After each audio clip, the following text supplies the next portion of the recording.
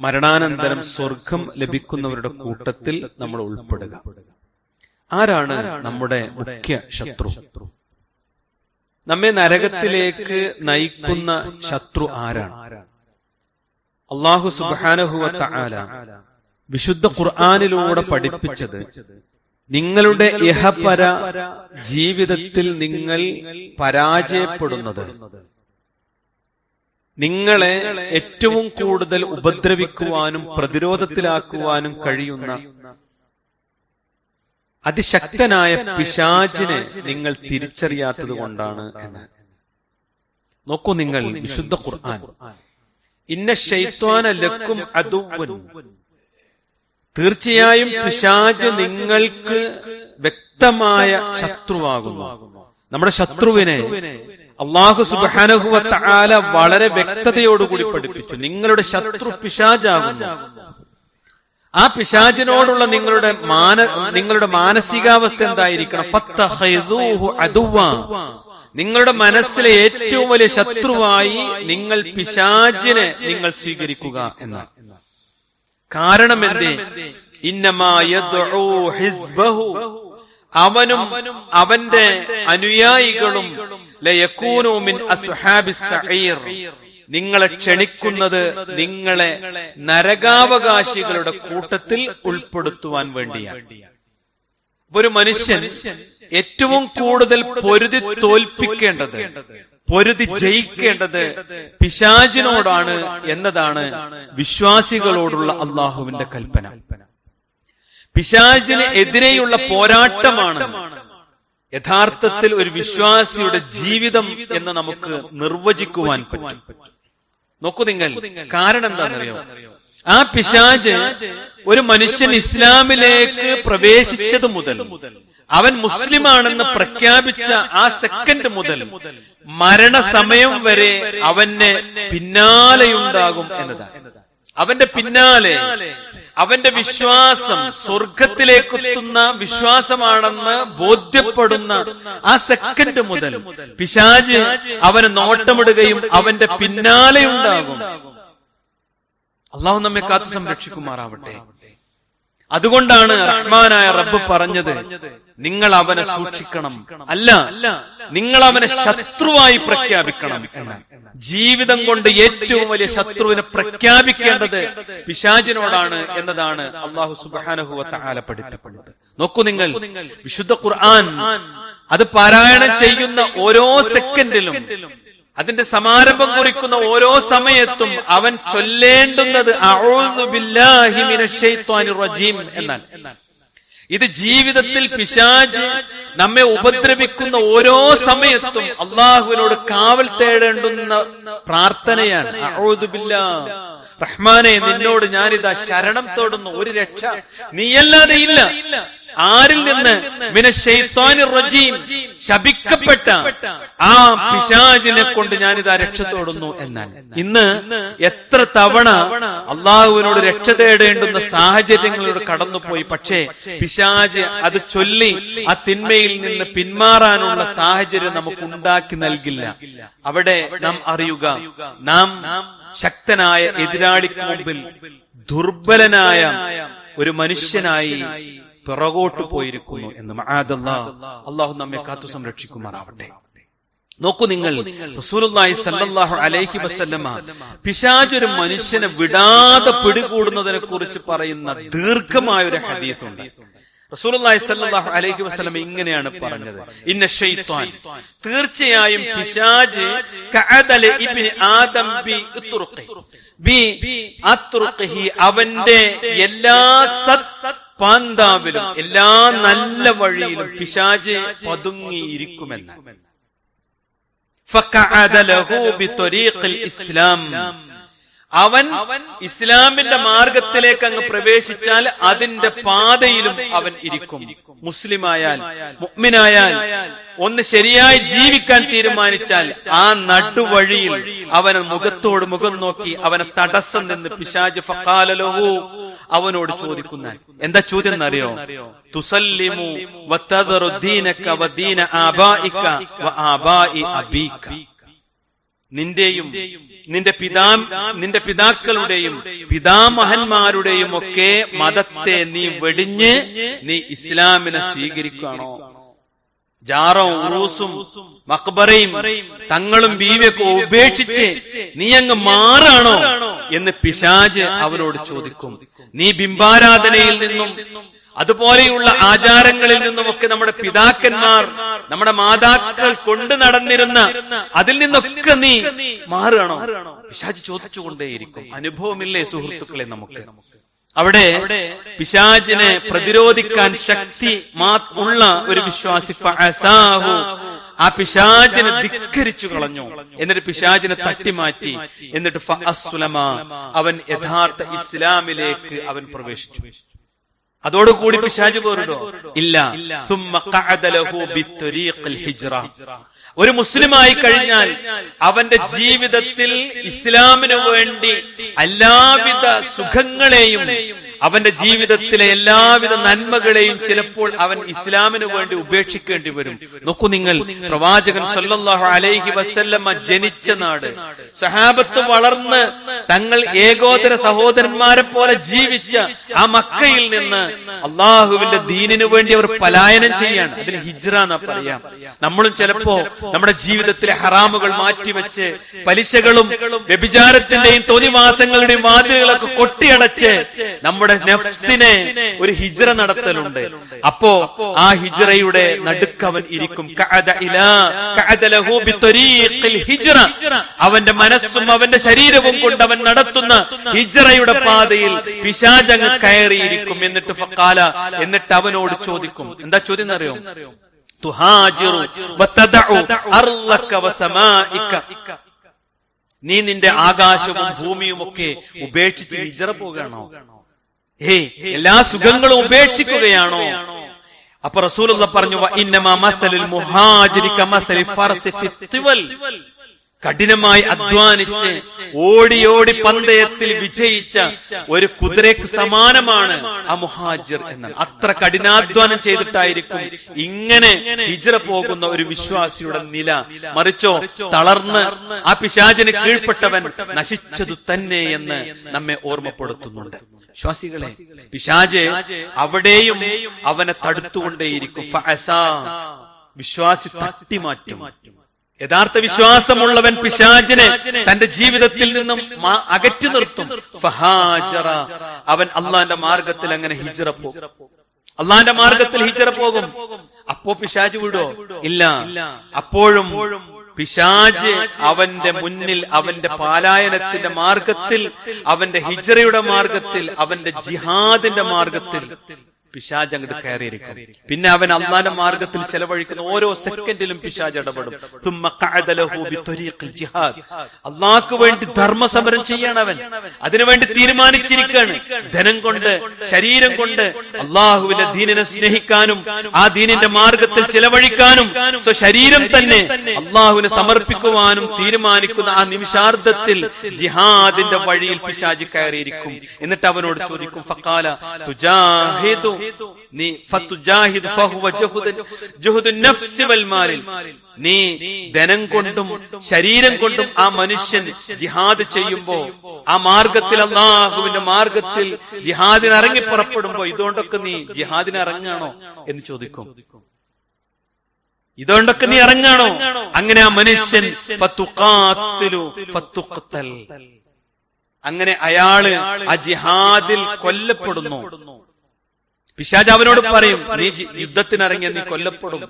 മാത്രല്ല ഫതുൻകഹുൽ മർഅത്തു, നിന്റെ ഭാര്യയെ വേറൊരാളെ കൊണ്ട് വിവാഹം കഴിപ്പിക്കപ്പെടും. വയുഖ്സമുൽ മാൽ, നിന്റെ സ്വത്തുക്കൾ ആളുകൾക്കിടയിൽ, മക്കൾക്കിടയിൽ വിതരണം ചെയ്യപ്പെടും, അനന്തരം കൊടുക്കപ്പെടും. അങ്ങനെ നീ യുദ്ധത്തിൽ കൊല്ലപ്പെടും. അങ്ങനെ നീ നിന്റെ ധനം കൊണ്ടും ശരീരം കൊണ്ടും അള്ളാന്റെ മാർഗത്തിൽ ജിഹാദിനെ ഇറങ്ങി പുറപ്പെടുകയാണോ എന്ന് അവനോട് വീണ്ടും പിശാച് ചോദിക്കും. ഈമാനുള്ള ഇഖ്ലാസുള്ള മനുഷ്യൻ ഫഅസാ, പിശാചിനെ തട്ടിമാറ്റും. ഫജാഹദ്, അവൻ ജിഹാദിന് ഇറങ്ങി പുറപ്പെടും എന്ന്. വിശ്വാസികളെ, എന്തൊരു ഈമാനാണ് ആ മനുഷ്യന്. ആ ഈമാനിനെ മാതൃകയായി അള്ളാഹ് പഠിപ്പിക്കുക. അപ്പൊ അള്ളാഹു ഈ അള്ളാന്റെ മാർഗത്തിൽ ശരീരം കൊണ്ട്, ധനം കൊണ്ട്, വിശ്വാസം കൊണ്ട്, കർമ്മം കൊണ്ട്, തന്റെ ചുറ്റുപാട് കൊണ്ട് എല്ലാം ഒരു ജിഹാദ് നടത്തിയ ഒരു മനുഷ്യനെ കുറിച്ച് അള്ളാഹ് പറഞ്ഞു. ഫഖാല റസൂലുള്ളാഹി സ്വല്ലല്ലാഹു അലൈഹി വസല്ലം, ഉടനെ റസൂലുള്ളാഹി പറഞ്ഞു, ഫമൻ ഫഅല ദാലിക, ഇങ്ങനെ ഒരാൾ അല്ലാഹുവിന്റെ മാർഗത്തിൽ അങ്ങ് ജീവിച്ചാൽ കാന ഹഖ്ഖൻ അലല്ലാഹി അസ്സ വജല്ല, റഹ്മാനായ റബ്ബിന്റെ മേൽ ഈ മനുഷ്യന്റെ കാര്യത്തിൽ ഹഖ്ഖായി തീർന്നു. എന്താണ് ഹഖ്? യുദ്ഖിലഹു അൽ ജന്ന, അവനെ സ്വർഗത്തിൽ പ്രവേശിപ്പിക്കുക എന്നത് അള്ളാഹുവിന്റെ നിയമത്തിൽ അള്ളാഹുവിന് ബാധ്യതയായി തീർന്നു എന്ന്. അള്ളാഹുവിനെ സ്വർഗത്തിൽ പ്രവേശിപ്പിക്കും. എന്നിട്ട് അവന്റെ മരണത്തെക്കുറിച്ചും അള്ളാന്റെ റസൂൽ പറഞ്ഞു, അവന്റെ വാഹനമാണ് തട്ടിമറിച്ചത് എങ്കിൽ, തള്ളിയിട്ട് കഴുത്ത് പൊട്ടിയാണ് അവൻ മരിച്ചത് എങ്കിലും കാന ഹഖ്ഖൻ അലല്ലാഹ് അൻ യുദ്ഖിലഹു അൽ ജന്ന, അവനെ സ്വർഗത്തിൽ അള്ളാഹു പ്രവേശിപ്പിക്കുക തന്നെ ചെയ്യും. നോക്കൂ നിങ്ങൾ, ഒരു നിയ്യത്തും ഒരു കർമ്മവും ഉണ്ടെങ്കിൽ മരണം എങ്ങനെ സംഭവിച്ചാലും അവന് ഷഹീദിന്റെ കൂലി, അവന് അള്ളാഹുവിന്റെ മാർഗത്തിൽ ജീവിച്ചവന്റെ കൂലി അള്ളാഹു നൽകുമെന്ന്. ഇത് സഹാബത്തിന് മാത്രമല്ല കേട്ടോ വാഗ്ദാനം, നമ്മുടെ ജീവിതത്തിൽ പിശാചിനോട് പോരാടുന്നവർക്ക് അള്ളാഹു നൽകിയ വാഗ്ദാനമാണ്. ഇത് നമുക്ക് കിട്ടുമോ? ഈ സുന്ദരമായ നാട്ടിൽ അല്ലെ, എല്ലാവിധ സുഖ സൗകര്യങ്ങളോടുകൂടി ജീവിച്ചിട്ട് നാളെ എല്ലാവരും നമ്മുടെ ഖബറടക്കി അള്ളാന്റെ കോടതിക്ക് ചെല്ലുമ്പോ അള്ളാഹ് ഒരുക്കി വെച്ചിട്ടുള്ള, സഹാബത്തിന് ഒരുക്കി വെച്ചിട്ടുള്ള, മുഅ്മിനീങ്ങൾക്ക് ഒരുക്കി വെച്ചിട്ടുള്ള ആ സ്വർഗം നേടുന്ന ഒരു ജിഹാദ്, പിശാചിനെതിരെയുള്ള ഒരു ജിഹാദ് നടത്തിയവരാണോ നമ്മളെന്ന് നമ്മൾ ചോദിക്കണം. അള്ളാഹു അനുഗ്രഹിക്കുമാറാവട്ടെ. അപ്പൊ പിശാചി എങ്ങനെയാണ് നമ്മുടെ ജീവിതത്തിലേക്ക് വരിക, അതുകൂടി നമ്മൾ അറിയണം. ഇന്നത്തെ കാലത്ത് പ്രത്യേകിച്ച്. ഒന്നാമതായി സഹോദരങ്ങളെ, മനുഷ്യ മനസ്സുകളിൽ പിശാച് ദീനിനെ കുറിച്ച് സംശയമുണ്ടാക്കുക ചെയ്യാം. നമ്മൾ അറിയണം. റസൂലുള്ളാഹി സ്വല്ലല്ലാഹു അലൈഹി വസല്ലം പറയാ, യഅതി അശ്ശൈത്വാൻ അഹദക്കും, നിങ്ങളുടെ അടുത്ത്, ഓരോരുത്തരുടെ അടുത്തും പിശാച് വരും. എന്നിട്ട് ഫയഖൂൽ, അവനിങ്ങനെ സംസാരിച്ചു കൊണ്ടിരിക്കും. എന്താ സംസാരം? നേരത്തെ പറഞ്ഞ പോലുള്ള സംസാരം. ഒന്നിങ്ങനെയാണ്, മൻ ഖലഖ കദാ, മൻ ഖലഖ കദാ, ഇതൊക്കെ ആരുണ്ടാക്കി, ഇങ്ങനെയൊക്കെ ആരാ സൃഷ്ടിച്ചത് എന്നവൻ നമ്മളോട് ചോദിച്ചു കൊണ്ടിരിക്കും. അങ്ങനെ നമ്മോട് ചോദിച്ച് അപ്പൊ നമ്മുടെ മനസ്സ് പറയും, ഇതൊക്കെ എന്റെ ലോകരക്ഷിതാവായ അള്ളാഹുവാണ് സൃഷ്ടിച്ചത്, റഹ്മാനായ റബ്ബാണ് സൃഷ്ടിച്ചത്. അവന്റെ മനസ്സ് അവനോട് സംസാരിച്ചു കൊണ്ടിരിക്കും. അങ്ങനെ ആ സംസാരം മുറുകി പിശാച് അവനോട് ചോദിക്കും, മൻ ഖലഖ റബ്ബുക, എങ്കിൽ നിന്റെ റബ്ബിനെ സൃഷ്ടിച്ചതാരാ? ആ ചോദ്യത്തിൽ നിന്നാണ് അവന്റെ മനസ്സിലേക്ക് ലിബറൽ ചിന്തകളും നിരീശ്വരവാദവും നിഷേധവും ഒക്കെ കടന്ന് അവന്റെ ജീവിതത്തെ തന്നെ ഇല്ലാതെയാക്കുന്നത്.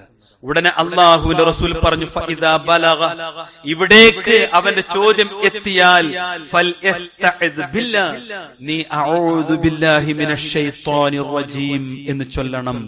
വൽയൻതഹി, ആ ചിന്തയിൽ നീ അവസാനിപ്പിക്കുകയും ചെയ്യണം എന്ന് റസൂലുള്ളാഹി. പിശാച് വരുന്നൊരു വഴിയാണ്. രണ്ടാമത് പിശാച് ഉണ്ടാക്കുന്നതോ, ജനങ്ങൾക്കിടയിൽ ഫിത്ന ഉണ്ടാക്കും. നല്ല നിലക്ക് പോണ ആളുകൾക്കിടയിൽ വിവിധ അഭിപ്രായങ്ങളും ഫസാദ് ഉണ്ടാക്കിയിട്ട് ഒക്കെ കണക്കാ അല്ലെ, മനസ്സങ്ങോട്ട് പറഞ്ഞു. എന്നിട്ട് ആദ്യം ഈ കണക്കാന്ന് പറഞ്ഞു, ആദ്യം ഇറങ്ങുന്ന സ്ഥലം കൂട്ടുകാരെടുത്തുന്നോ ഈ ഇതൊന്നല്ല, ഓൻ പള്ളിന്ന് ഇറങ്ങിയ മതി, പിശാചിനത് മതി. ഈ ഒരു വസ്വാസ് ഉണ്ടാക്കി, നിരാശയുണ്ടാക്കി, അതിനുതകുന്ന ഒരു ഫിത്ന പിശാച് ഉണ്ടാക്കും. നോക്കൂ നിങ്ങൾ, റസൂലുള്ളാഹി പറയാണ്, അർശു ഇബ്ലീസ് ഫിൽ ബഹർ, പിശാചിന്റെ ഇരിപ്പിടം അത് കടലിലാണ്. എന്നിട്ട് റസൂലുള്ളാഹി പറഞ്ഞു, യബ്അസു സറായാഹു ഫീ കുല്ലി യൗമിൻ, എല്ലാ ദിവസവും അവന്റെ സംഘങ്ങൾ അവനിങ്ങനെ പറഞ്ഞയക്കും, യഫ്തിനൂനന്നാസ, ജനങ്ങൾക്കിടയിൽ ഫിത്ന ഉണ്ടാക്കാൻ. ആ ഫിത്ന ഉണ്ടാക്കാൻ സംഘമായി പിശാച് അവന്റെ അനുയായികളെ പറഞ്ഞയക്കും. ഈ ഒരു വിവരം നമുക്ക് വേണ്ടേ? ഭാര്യയോട് കയർക്കുമ്പോ, പടച്ച തമ്പുരാനെ, ഇന്നിന്റെ പെരയ്ക്ക് വേറെ ആരും വരുന്നതിന്റെ മുമ്പ് പിശാച് വന്നിട്ടുണ്ട് എന്ന് തിരിച്ചറിഞ്ഞോൻ ഓൻ ക്ഷമിക്കും. ആ ഭാര്യക്ക് ക്ഷമ വരും. മക്കളോട് ദേഷ്യം വന്നൊരു പിതാവ്, അവിടെ അവൻ സംയമനം പാലിക്കും. എന്തേ ഇതിന് കാരണം? കുറെ അധികം പ്രശ്നങ്ങൾ പിശാച് ഉണ്ടാക്കി വെക്കും. മക്കളെ കൊണ്ടുണ്ടാക്കും, ഭാര്യയെ കൊണ്ടുണ്ടാക്കും, ഭർത്താവിനെ കൊണ്ടുണ്ടാക്കും, എന്തിനേറെ സ്നേഹനിധിയായ മാതാപിതാക്കളെ കൊണ്ടുവരെ ഉണ്ടാക്കും. അവന്റെ ഉദ്ദേശം എന്താ? കുടുംബം കലക്കണം. എന്തേ നമുക്ക് തിരിച്ചറിയാതെ പോകുന്നത്? നമ്മൾ ഓഫീസിലിരിക്കുമ്പോ ആ നല്ല ബന്ധം അത് നശിപ്പിക്കണം. അതന്നെ പിശാചിന്റെ ഉദ്ദേശം. നല്ല കെട്ടുറപ്പോടുകൂടി, സ്നേഹത്തോടുകൂടി, വാത്സല്യത്തോടുകൂടി പരസ്പരം പ്രാർത്ഥിച്ചും ഒരുമിച്ചും കല്യാണത്തിന് കൂടിയും മരിച്ചിടത്ത് പങ്കെടുത്തൊക്കെ ജീവിക്കുന്ന നല്ല നല്ല മനുഷ്യന്മാർക്കിടയിൽ ഫിത്നയുണ്ടാക്കണം. എന്തിന്? അതിന് കൊളാക്കാൻ, അതിന് നശിപ്പിക്കാൻ അല്ലേ? നമ്മുടെ നാടൻ ഭാഷയിൽ പറഞ്ഞാൽ അതാണ് പിശാചിന്റെ ഡ്യൂട്ടി. എന്നും അതാ പണി. എന്നിട്ട് റസൂലുള്ളാഹി സ്വല്ലല്ലാഹു അലൈഹി വസല്ലമ പറയാ, ഫഅഅലമുഹും ഇൻദഹു മൻസില. പിശാച് വൈകുന്നേരം എല്ലാ സഹാബികളെയും വിളിച്ചു കൂട്ടും. എന്നിട്ട് എല്ലാവരോടും ചോദിക്കും, നീ എന്താ ഫിത്ന ഉണ്ടാക്കിയത്? എന്ന് കുടുംബത്തിൽ എന്ത് ഫിത്ന ഉണ്ടാക്കി? നീ നാട്ടിൽ എന്ത് ഫിത്ന ഉണ്ടാക്കി? ആ സുഹൃത്തുക്കൾക്കിടയിൽ എന്താ ഫിത്ന ഉണ്ടാക്കിയത് ചോദിക്കും. അപ്പോ അതിലേറ്റവും പിശാചിന്റെ അംഗീകാരം കിട്ടുന്ന, എ ഗ്രേഡ് കിട്ടുന്ന ശൈത്താൻ ആരാന്നറിയോ? അഅലമു ഫിത്നതൻ ലിന്നാസി. ജനങ്ങൾക്കിടയിൽ കുഴപ്പം ഫസാദ് ഉണ്ടാക്കിയവനെ പിശാച് നല്ല ബഹുമാനിക്കുന്നു. വിശ്വാസികളെ, ജീവിതത്തിൽ ഈ തിരിച്ചറിവ്, പിശാചാണ് ഏറ്റവും വലിയ ശത്രു എന്ന തിരിച്ചറിവ് ഉണ്ടാകാനാണ് റസൂലുള്ളാഹി സ്വല്ലല്ലാഹു അലൈഹി വസല്ലമ ഇത് നമ്മളെ പഠിപ്പിച്ചത്. ഇങ്ങനെ ഫസാദുകൾ കൊണ്ട്, അറിവില്ലായ്മകൾ കൊണ്ട് ദീനിൽ സംശയമുണ്ടാക്കി പിശാച് കടന്നു വരുമ്പോ അതിനെ പ്രതിരോധിക്കാനുള്ള മാർഗം എന്താണ്?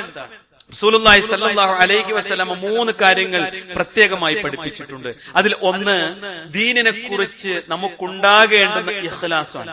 ഇഖ്ലാസ് എന്ന വാക്കിന് മലയാളത്തിൽ അർത്ഥം ആത്മാർത്ഥത എന്നാണ്, സമർപ്പണം എന്നാണ്. ആ ദീനിനോടുള്ള ആത്മാർത്ഥത നമുക്ക് ഉണ്ടാവണം. കാരണം എന്താ പറയുക, ഞാൻ വിശ്വസിച്ചത് ശരിയാണ് എന്ന് ബോധ്യത്തോടു കൂടി, ഇഖ്ലാസോടു കൂടി വിശ്വസിക്കാം. അത് പിശാചു സമ്മതിച്ചതാ. അത്തരം ഇഖ്ലാസുള്ള മനുഷ്യന്മാരെ എനിക്ക് തൊടാൻ കിട്ടൂല. നോക്കൂ നിങ്ങൾ, റഹ്മാനായ റബ്ബ് വിശുദ്ധ ഖുർആനിൽ പിശാച് പറഞ്ഞത് പറയാം. ഖാല ഫബിഇസ്സതിക, അല്ലാഹുവേ നിന്റെ പ്രതാപവും മഹിമയും തന്നെയാണ് സത്യം. ലഅഗ്വിയന്നഹും അജ്മഈൻ, അവരുടെ മുഴുവൻ വഴിയിലും ഞാൻ ഇരിക്കുക തന്നെ ചെയ്യും, അത് തടയുക തന്നെ ചെയ്യും. എന്നിട്ട് പിശാച് പറയാ, ഇല്ലാ ഇബാദക മിൻഹുൽ മുഖ്ലസീൻ, ഏറ്റവും ഇഖ്ലാസുള്ള നിഷ്കളങ്കരായ ദാസന്മാർ ഒഴികെ. ഇഖ്ലാസ് എല്ലാവർക്കും മുന്നിലും ഞാൻ ചൊല്ലും, പക്ഷേ ഇഖ്ലാസുള്ള മനുഷ്യന്മാരെ എനിക്ക് ഒരു ഫസാദ് ഉണ്ടാക്കാൻ പറ്റൂല. അതുകൊണ്ട് പരിഹാരം എന്താ വെച്ചാൽ, നാം വിശ്വസിക്കുന്ന ഈ ദീനിനെ ആത്മാർത്ഥമായി ഉൾക്കൊള്ള, ഒരു സംശയലേശമന്യേ അതിനെ പൂർണ്ണമായി വിശ്വസിക്കുക. അല്ലാഹുണ്ട് ബോധ്യപ്പെടണം, ഖുർആൻ സത്യമാണ് 100% ബോധ്യപ്പെടണം. എന്റെ പ്രവാചകൻ മുഹമ്മദ് മുസ്തഫ റസൂൽ കരീം സല്ലല്ലാഹു അലൈഹി വസല്ലമയാണ് എന്ന് ഇഖ്ലാസോട് കൂടി വിശ്വസിക്കണം. അപ്പോഴാ 5 നേരത്തെ ബാങ്കും കേൾക്കുമ്പോൾ അറിയാതെ പറഞ്ഞു പോകും, റളീതു ബില്ലാഹി റബ്ബാ വബിൽ ഇസ്ലാമി ദീനാ വബി മുഹമ്മദിൻ നബിയ്യ. ഇത് പറയാൻ പിശാചാക്കൂല. കാരണം എന്താ, റളീതു എന്ന് പറഞ്ഞാൽ മനസ്സുകൊണ്ട് റബ്ബെ തൃപ്തിപ്പെട്ടു എന്നാണ്, ഇഷ്ടപ്പെട്ടു എന്നാണ്, സ്വീകരിച്ചു. നീയാണ് റബ്ബ്, ഇസ്ലാമാണ് ദീന്, മുഹമ്മദ് നബി എന്റെ പ്രവാചകനാണ് എന്ന് നിർബന്ധമായി നമ്മെ കൊണ്ട് നമ്മുടെ നാവും മനസ്സും പറയിപ്പിക്കും. കാരണം അത്രമാത്രം ഇസ്ലാമിനെ സ്നേഹിക്കുന്ന ഒരു മാനസികാവസ്ഥയ്ക്ക് നമ്മൾ എത്തും. അള്ളാഹു നമ്മെ തൗഫീക്ക് നൽകി അനുഗ്രഹിക്കുമാറാവട്ടെ. രണ്ടാമത്തെ ഒരു വിഷയം എന്താ അറിയോ സഹോദരങ്ങളെ, നമ്മുടെ തഖ്വ. മലയാളത്തിലെ സൂക്ഷ്മത എന്നാ പറയാ. ജീവിതത്തിലെ ഓരോ സെക്കൻഡും വളരെ കണിശമായി പ്രയോജനപ്പെടുത്താൻ അർത്ഥം. കളവ് പറയാതെ, തോന്നിവാസങ്ങൾ ചെയ്യാതെ, ഹറാമുകൾ കേൾക്കാതെ കാണാതെ, ഓരോ സെക്കൻഡ് നാട്ടുകാരെങ്ങനെയോ ജീവിച്ചു, അവരെന്തോ സൗകര്യങ്ങൾ ഉപയോഗിച്ചോട്ടെ, ഞാൻ അല്ലാഹ് ഹറാമാക്കിയതൊന്നും ചെയ്യൂല എന്നാണ്. കാരണം എന്താ അറിയോ, പിശാച് നമ്മളൊരു ഹറാം ആണ് ചെയ്താൽ അതൊരു വാതിലാണ്, അവന് കേറിക്കൂടാൻ പറ്റിയ വാതിലാണ്.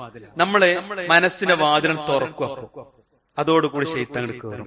അത് അടഞ്ഞു നിന്ന ശൈത്താൻ പുറത്തിങ്ങനെ നിൽക്കും, ഓന് കയറാൻ പറ്റില്ല. പക്ഷെ ഓനൊരു സ്വഭാവം ഉണ്ട്, ഓൻ മടുത്ത് മാറിപ്പോവില്ല, മരണം വരെ നമ്മുടെ വാതിൽക്കുണ്ടാവും. എന്തൊരു ശക്തനല്ലേ പിശാച്. അപ്പൊ ആ വാതിൽ തുറക്കുന്ന ആ കുറ്റി താഴ്ന്നു പോകുന്ന നിമിഷം എന്ന് വെച്ചാൽ നമ്മൾ ചെയ്യുന്ന ഹറാമുകളാണ്.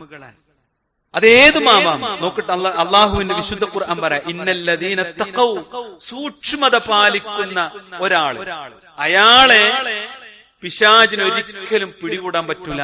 ഇദാ മസ്സഹും ത്വായിഫും മിനശ് ശൈത്താൻ, പിശാചിൽ നിന്ന് വല്ല ദുർബോധനവും അവനെ ബാധിച്ചാൽ, ത്വായിഫും മിനശ് ശൈത്താൻ, പിശാചുക്കളിൽ നിന്ന് വല്ല ദുർബോധനം, അത് ചെയ്യ്, ഇത് എടുക്ക്, അത് പ്രവർത്തിക്ക്, അതിനെ പിടിക്ക്, ഇങ്ങനെ പറയലോ, അങ്ങനെ ബാധിച്ചാൽ നമ്മളെന്താ ചെയ്യാ? നമ്മളവൻ ചെയ്യും. നമ്മളെ കൊണ്ട് വ്യഭിചരിപ്പിക്കും, നമ്മളെ കൊണ്ട് തോന്നിവാസങ്ങൾ ചെയ്യിപ്പിക്കും, നമ്മളെ കൊണ്ട് ഹറാമിലെത്തിക്കും. അല്ല, ഇഖ്ലാസുള്ള തഖ്വയുള്ള ഒരു മനുഷ്യനാണെങ്കിൽ തദക്കറൂ ഫഇദാ ഹും മുബ്സിറൂൻ, രണ്ട് കാഴ്ചകൾ അവിടെ കാണാൻ പറ്റും. ഒന്ന്, അപ്പോഴേക്ക് അവന് അല്ലാഹുവിനെ ഓർമ്മ വരും. അപ്പ ചൊല്ലും ദിക്ർ, അഊദു ബില്ലാഹ്, കാക്കണം കേട്ടോ, തീർന്നില്ല. അപ്പോഴേക്കും അവന്റെ ഉൾക്കാഴ്ച, ഫഇദാഹും മുബ്സിറൂൻ, അപ്പോഴതാ അവൻ ഉൾക്കാഴ്ചയുള്ളവനാകും. ഇതെനിക്ക് പറ്റൂല, ഇത് ചെയ്യാൻ പറ്റാത്തതാണ്, തിരിഞ്ഞു നടക്കാനുള്ള ഒരു ഉൾക്കാഴ്ചയും അവൻ ലഭിക്കുന്ന. അപ്പോ ഇഖ്ലാസുള്ള തഖ്വയുള്ള ആളുകളെ പിശാചിന് ഒരിക്കലും തന്നെ പിടികൂടാൻ പറ്റില്ല. മൂന്നാമത്തെ എന്താണെന്നറിയാം സഹോദരങ്ങളെ, ഇതൊക്കെ ഉണ്ടെങ്കിലും ഒറ്റപ്പെട്ട ശൈത്താൻ കൊണ്ടുപോകും. ഒറ്റക്ക് നടക്കണവന്റെ മനസ്സ് പിശാചിന് എളുപ്പം കീഴടക്കാൻ പറ്റും, വേഗം കയറിക്കൂടും. നോക്കൊണ്ടോ, നമ്മള് വീട്ടിലിങ്ങനെ ഇരിക്കുമ്പോ ഒരു വഴക്കനുണ്ടായി വിചാരിക്കാം, അത് തീരാതെ പുറത്തേക്ക് ഇറങ്ങിയാൽ അരമണിക്കൂർ കൊണ്ട് നമ്മൾ അത്ര നേരം സ്നേഹിച്ച ഭാര്യയോട് വെറുപ്പ് തോന്നും നമുക്ക്. കാരണം എന്താ പറയുക, ആ പ്രശ്നം തീർന്നിട്ടില്ല, നമ്മൾ ഒറ്റക്കായി 1001 ചിന്തകളിലേക്ക് പിശാച് നമ്മളെ കൊണ്ടുപോകും. എന്താ പരിഹാരം എന്ന് അറിയോ? വേഗം തീർക്കുക, പ്രശ്നം തീർക്കുക. തീർന്നില്ലെങ്കിൽ അവിടെ പിശാച് ഒറ്റക്കായ മനുഷ്യനെ പിടികൂടും. അതുകൊണ്ടാണ് റസൂലുള്ളാഹി പറഞ്ഞത്, വിശ്വാസികളെ ജീവിതം നല്ല നിലക്ക് പോണോ, എനിക്ക് മതി, എന്റെ പള്ളിന്റെ ഖുർആനൊക്കെ മതി എന്ന് വിചാരിച്ചിട്ട് കാര്യമില്ല. റസൂലുള്ളാഹി പറഞ്ഞു, പിശാചിന്റെ കടിയിൽ നിന്ന് രക്ഷപ്പെടണമെങ്കിൽ അലൈക്കും ബിൽ ജമാഅ, നിങ്ങൾ ജമാഅത്ത് നിങ്ങൾക്ക് നിർബന്ധമാണെന്ന്. എന്ത് 5 നേരം പള്ളിയിൽ നമ്മളോട് വരുത്തണല്ല? എന്തിനറിയോ? അതിന് കാണണം, ഈമാനുള്ള ഇഖ്ലാസുള്ള മുഖ്ലിസീങ്ങളായ ആളുകളുടെ കൂടെ പാദങ്ങൾ ചേർത്ത് വെച്ച് ഈമാനോട് കൂടി നിന്ന് നിസ്കരിച്ച് സലാം വീട്ടി സൗഹൃദം പുതുക്കിയിട്ട പള്ളി തന്നെ പോവുക. ഈ പള്ളിയിൽ ആരാ വരിക? കള്ളുടിയും വരുമോ? വ്യഭിചാരി വരും? ഇല്ല, ഓന് കയറാൻ കഴിയൂല. ഈമാനുള്ളവന് കയറാൻ പറ്റുന്ന സ്ഥല പള്ളി. അതാണ് അലൈക്കും ബിൽ ജമാഅ വഇയ്യാകും വൽ ഫുർഖ, ഒറ്റപ്പെട്ടു പോകുന്നതിന് നിങ്ങൾ, ഭിന്നിപ്പുണ്ടാകുന്നതിന് നിങ്ങൾ സൂക്ഷിക്കണം. കാരണം ഫഇന്ന ശൈത്വാന മഅൽ വാഹിദ്, ഒറ്റക്കായോ അവന്റെ കൂടെ പിശാചുണ്ടാകും. വഹുവ മിനൽ ഇത്നൈനി അബ്അദ്, രണ്ടാളുണ്ടായാൽ മതി, അവിടെ നിന്ന് പിശാച് അവനിൽ നിന്ന് ഇറങ്ങിപ്പോകുന്ന, ഫിത്ന ഉണ്ടാക്കാൻ കഴിയൂല. അതുകൊണ്ട് ജമാഅത്താക, ദീനിന്റെ മാർഗത്തിൽ ജമാഅത്താക. അതിനെന്തൊരു നല്ല മാർഗമുണ്ടോ? ഖുർആൻ ക്ലാസ് ആവാം, സംഘടനാ പ്രവർത്തനാകാം, അങ്ങനെ ദീനിയായ സക്കാത്തിന്റെ പ്രവർത്തനങ്ങളാവാം, ജമാഅത്തുമായി ബന്ധപ്പെട്ട പ്രവർത്തനം, എല്ലാം ഒരു നന്മ ഉണ്ടോ അവിടെ നമ്മുടെ സാന്നിധ്യം ഉണ്ടാവണം. ഇനി സഹോദരങ്ങളെ, ജീവിതത്തിന്റെ ഏറ്റവും വലിയ ആഗ്രഹം എന്താ? സ്വർഗത്തിന്റെ ആ ജന്നാത്തുൽ ഫിർദൗസിൽ ഒരുമിച്ച് കൂടാന്നല്ലേ? അതിന് അല്ലാഹ് ഉപയോഗിച്ച വാക്ക് ബുഹ്ബുഹത്തുനാൻ. ഫമൻ അഹബ്ബ മിൻകും, നിങ്ങളിൽ ആരെങ്കിലും ഇഷ്ടപ്പെടുന്നുണ്ടോ, അയ്യനാല ബുഹ്ബുഹത്തൽ ജന്ന, സ്വർഗത്തിന്റെ നടുത്തളം നിങ്ങൾ ആരെങ്കിലും ആഗ്രഹിക്കുന്നുണ്ടോ, ഫൽയൽസമിൽ ജമാഅ, നിങ്ങൾക്ക് അൽ ജമാഅത്ത് നിർബന്ധമാണ്, സംഘമായി ജീവിക്കൽ നിർബന്ധമാണ്. ഫഇന്ന ശൈത്വാന മഅൽ വാഹിദ്, ഒരാളാകും പിശാച് കൂടെയുണ്ടാകും. വഹുവ മിനൽ ഇത്നൈനി അബ്അദ്, 2 പേർ, നല്ല മനസ്സുള്ള 2 പേർ ചേർന്നിരിക്കുന്നുവെങ്കിൽ അവിടെ പിശാച് ഉണ്ടാവില്ല. വീട്ടില് ഭാര്യ അടുക്കളയിലാവുമ്പോ അടുക്കളയിൽ പോയിരിക്കണം എന്ന് ഞാൻ പറയാം. ഒറ്റക്ക് നമ്മൾ ബെഡ്റൂമിൽ ഇരുന്നാൽ പോലും ശൈത്താൻ നമ്മളെ പേരന്റെ ഉള്ളിൽ, നമ്മളെ വീടിന്റെ ഉള്ളിൽ അത്രമാത്രം ശക്തനാണ് പിശാച് എന്ന് നമ്മൾ അറിയണം. യദുല്ലാഹ് മഅൽ ജമാഅ, റസൂലുള്ളാഹി പറഞ്ഞില്ലേ സഹോദരങ്ങളെ, അള്ളാന്റെ സഹായം സംഘമായി ജീവിക്കുന്ന ആളുകളുടെ കൂടെയായിരിക്കും എന്ന് റസൂലുള്ളാഹി പഠിപ്പിച്ചിട്ടുണ്ട്. അതുകൊണ്ട് ഈ ശക്തനായ പിശാചിനെ തിരിച്ചറിഞ്ഞ് അവനെ ഉപരോധിക്കുവാനും പ്രതിരോധിക്കുവാനും അല്ല, അവനെ തോൽപ്പിച്ച് വിജയിയായി സ്വർഗത്തിൽ പ്രവേശിക്കുവാനുമുള്ള മാർഗങ്ങൾ കൃത്യമായി ജീവിതത്തിൽ പാലിക്കാൻ നമുക്ക് കഴിയണം. അല്ലാഹു തൗഫീഖ് നൽകി അനുഗ്രഹിക്കുമാറാവട്ടെ.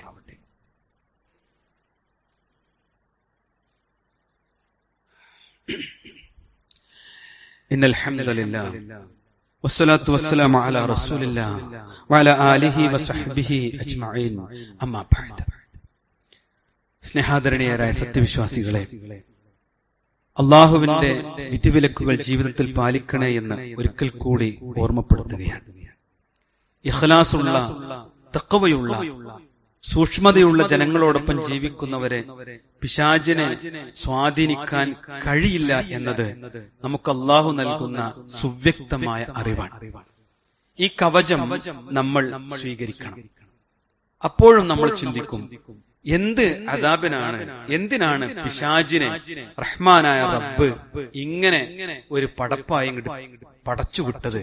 നമുക്ക് വല്ലാത്ത പ്രയാസമാണല്ലോ.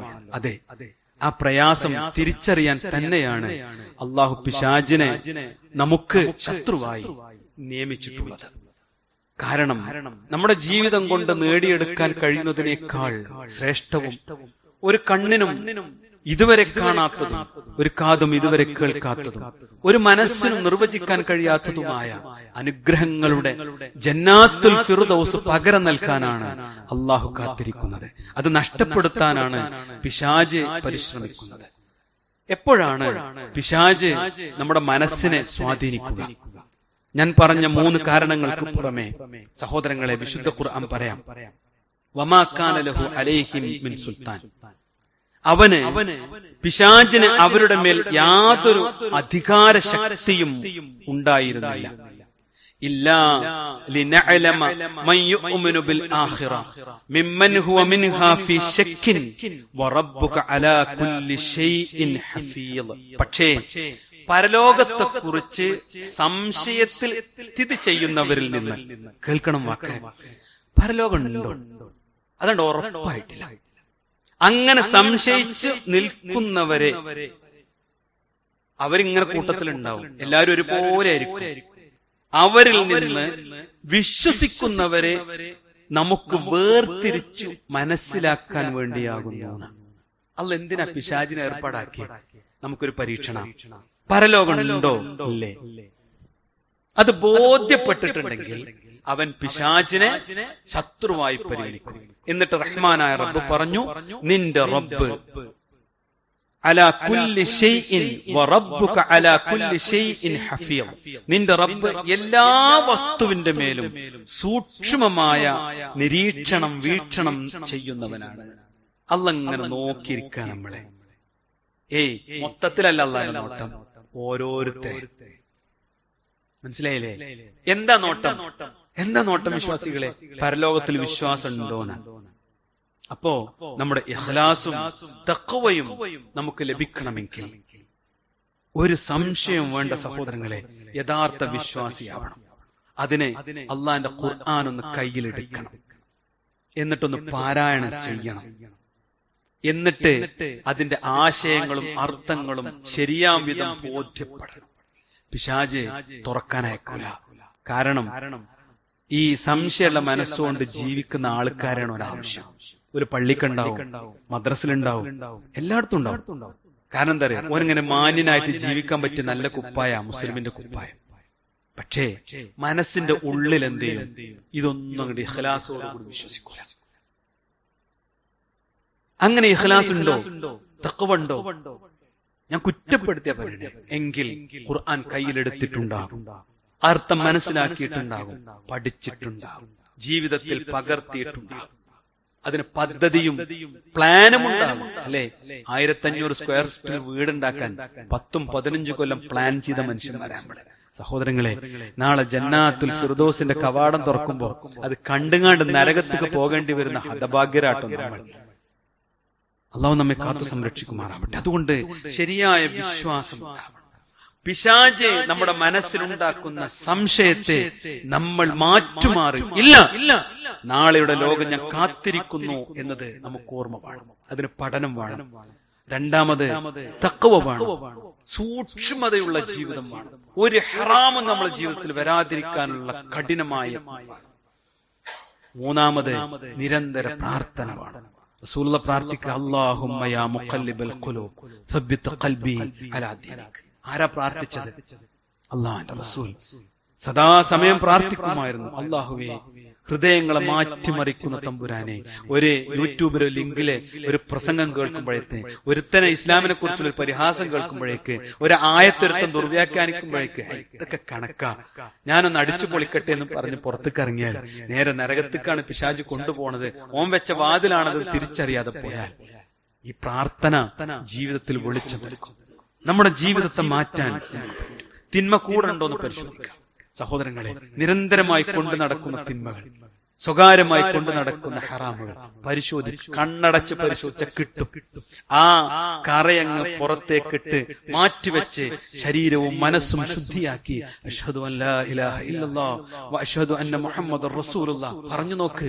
ഒരു വല്ലാത്ത പ്രകാശത്തിൽ ജീവിക്കാൻ വലിയ തൗഫീഖ് നമുക്ക് ലഭിക്കും. അല്ലെങ്കിലോ ഈ ദുനിയാവിന്റെ രോഗങ്ങളുടെ, ദാരിദ്ര്യത്തിന്റെ, ക്ഷീണങ്ങളുടെ, ഉത്തരവാദിത്വങ്ങളുടെ കെട്ടുപാണ്ടങ്ങൾക്കിടയിൽ കിടന്ന് ഉഴറി തളർന്ന് തകർന്ന് ഒരു ദിനം നമ്മളങ്ങ് മരിച്ചു പോകും. മൂന്നാം ദിനം മക്കള് മറക്കും, ഭാര്യ മറക്കും, സുഹൃത്തുക്കൾ മറക്കും. നമ്മളിവിടെ ബാക്കി വെച്ചതൊക്കെ അവർ സന്തോഷത്തോടു കൂടി ഓഹരി വെച്ചെടുക്കും. നമ്മളോ ഒന്നുമില്ലാത്തവരായി വിചാരണയ്ക്ക് വേണ്ടി എഴുന്നേൽപ്പിക്കപ്പെടും. അതുകൊണ്ട് പിശാച് നമ്മുടെ മുഖ്യ ശത്രുവായി നമ്മൾ കാണണം. അവനെ പ്രതിരോധിക്കാൻ, അവനെ ജീവിതത്തിൽ നിന്ന് ഇല്ലായ്മ ചെയ്യാൻ, അവനെ പരാജയപ്പെടുത്താൻ സാധിക്കുമാറ് ഈമാനും ഇഖ്ലാസും തഖ്വയും അതിനുതകുന്ന സുഹൃത്ത് ബന്ധങ്ങളും ഉണ്ടാക്കി നമുക്ക് മുന്നോട്ട് പോകാൻ സാധിക്കണം. അല്ലാഹു തൗഫീഖ് നൽകുമാറാവട്ടെ. നമ്മുടെ ജീവിതത്തിലെ എല്ലാ തെറ്റുകുറ്റങ്ങളും റഹ്മാനായ റബ്ബ് വിട്ടുപുറത്ത് മാപ്പാക്കി നൽകുമാറാവട്ടെ.